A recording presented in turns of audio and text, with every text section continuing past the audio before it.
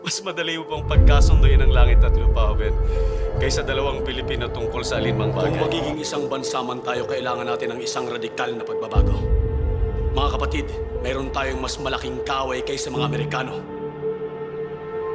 Ang ating sarili. Ano man ang kasalanan ko, ginawa ko man ang lahat sa panahon ko para may konting katahimikan at mapayapa ang buhay ng Pilipino. Assuming na totoo talaga yung naririnig ninyo. Bakit ko ginawa yan? Para sa sarili ko? Para sa pamilya ko? Para sa inyo at ang inyong mga anak? Isang malaking karangalan ng ipaglaban ng ating inang bayan pag tayo magdadalawang isip.